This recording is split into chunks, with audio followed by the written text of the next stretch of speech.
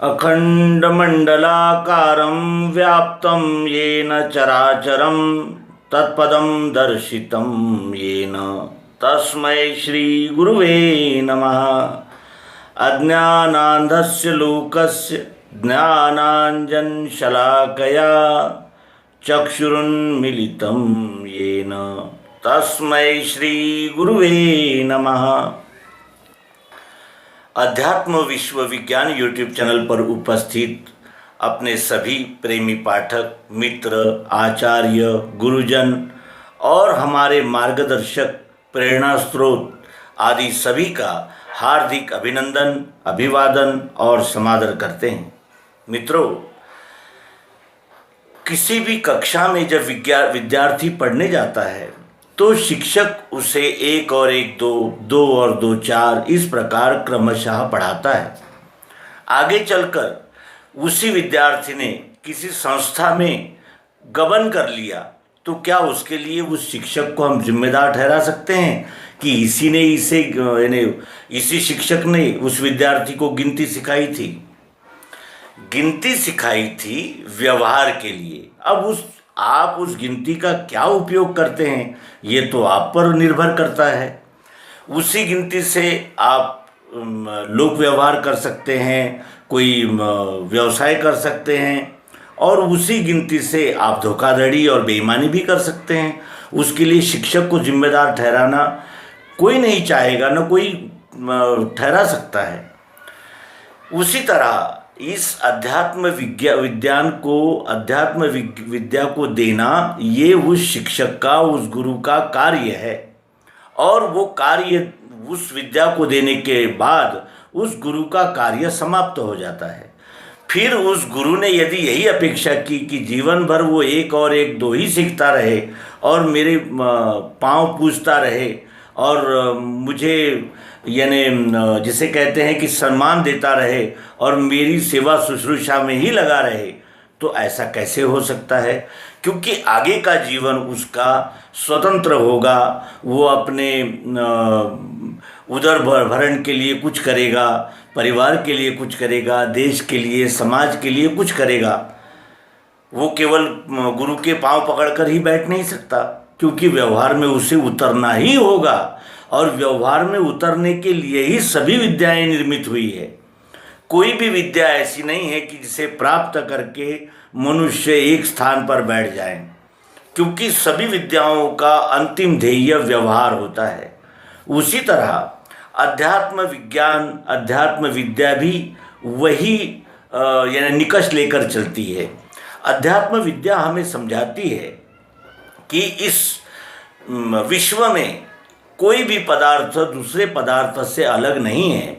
सब में एक ही तत्व रूप से व्याप्त है, केवल हमने अभी तक जाना नहीं था। इसीलिए मैं अलग हूँ और ये अलग है, इस प्रकार का अलगाववाद रखते थे। लेकिन अब जब ये स्पष्ट हो गया है कि जो यहाँ है वही यहाँ है, जो यहाँ है वही वहाँ है, इस प्रकार सभी में एक ही तत्व ओतप्रोत व्याप्त है, ये अब हम अध्यात्म विज्ञान से जान लिए हैं। तो अब ये उचित होगा कि हम उस ज्ञान का उपयोग व्यवहार में करें। तो व्यवहार में उपयोग करते समय क्या हमें शेर में भी वही तत्व है तो क्या शेर के आगे खड़े हो जाना चाहिए? सांप में भी वही तत्व है, बिच्छू में भी है, हिरन में भी है, गाय में भी है, मछली में भी है, सब में एक ही तत्व है। तो क्या हम जिस तरह गाय के साथ व्यवहार करते हैं उसी तरह शेर के साथ भी व्यवहार करें? और क्या ये उचित होगा? नहीं हो सकता। क्यों? क्योंकि गाय का स्वभाव अलग है, शेर का स्वभाव अलग है। सब में एक ही है। ये हमें बोध होने के बाद फिर हमारा क्या कर्तव्य हो जाता है कि हम स्थान, व्यक्ति, परिस्थिति आदि का भान रखकर व्यवहार करते चलें। सब में एक ही है। क्या श्री कृष्ण जी को ये नहीं पता था कि दुर्योधन, दुशासन आदि सभी कौरवों में वही एक आत्मा है? तो फिर उन्होंने दुर्योधन और दुशासन के विरुद्ध न्याय के लिए अर्जुन को युद्ध के लिए प्रेरित क्यों किया? क्या कारण हो सकता है? इसका कारण यही है कि ज्ञान जो मिला है वो विवेक के साथ इस्तेमाल करने के लिए, विवेक के साथ उपयोग करने के लिए मिला है। कोई भी ज्ञान अंधा नहीं होता, उसको आंखें होती है और उस प्रकाश में ही उस ज्ञान का उपयोग होना चाहिए, अन्यथा वही ज्ञान हम लोगों के लिए यानी बंधित हो जाएगा और अपायकारक हो जाएगा। भगवान श्री कृष्ण जी से भी अर्जुन ने यही प्रश्न किया था कि इन आतताइयों को मारकर क्या लाभ होगा? मुझे राज्य नहीं चाहिए, मुझे किसी बात का कोई लोभ नहीं है, मैं कुछ भी नहीं चाहता, क्यों इनसे युद्ध करूं? ये तो उसने भी कहा था।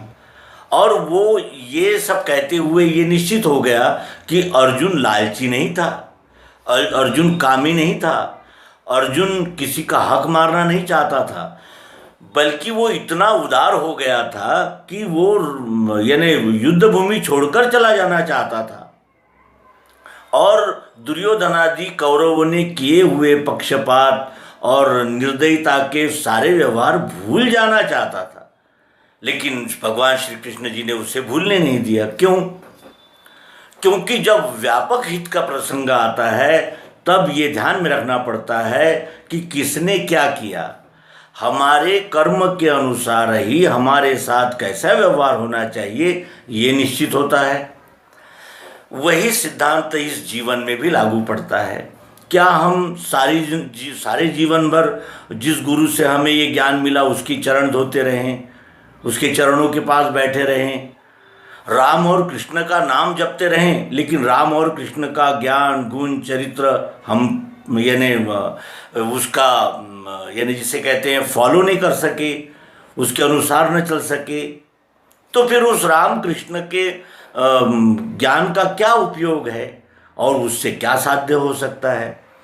यही हम अपने पाठकों से विनम्रतापूर्वक कहना चाहते हैं कि हमें जो भी ज्ञान मिला है वो व्यवहार के लिए मिला है, केवल एक दूसरे को बताने के लिए नहीं। और इसके लिए एक दृष्टांत जैसा एक प्रसंग कह देना आवश्यक है कि सबसे पहले ज्ञान हमें मिलता है श्रवण के द्वारा। श्रवण के द्वारा मिला हुआ यानी सुना हुआ ज्ञान हम सर में रख लेते हैं, यानी अपने चित्त में, अपने स्मृति में रख लेते हैं और फिर उस ज्ञान को जीव के द्वारा यानी वाचा के द्वारा लोगों को बताते फिरते हैं। और यही हमारे जीवन में ज्ञान का जो अर्जन किया है उसकी समाप्ति हो जाती है, बहुत सारे लोगों में, हम में भी। तो ज्ञान क्या केवल सुनकर यानी मस्तिष्क में भरकर मुंह से बताने के लिए होता है या उसका कुछ अन्य उपयोग भी होता है? जब वो ज्ञान मस्तिष्क से हमारे दिल में उतरे, दिल से हमारे कृति में उतरे और उस कृति के द्वारा अपने सहित सबको सुख देने की इच्छा में जागे, उसे ही ज्ञान और उस ज्ञान का परम उपयोग कहा जा सकता है। अन्यथा ज्ञान मिलते ही रहेंगे, हम लोगों को बताते ही रहेंगे और उस ज्ञान के परिप्रेक्ष्य में सम्मान पाते रहेंगे। लोग हमारी पूजा करते रहेंगे, हमें महान कहते रहेंगे और हम भी लोगों से धन उगाही और चंदा बटोरते ही रहेंगे।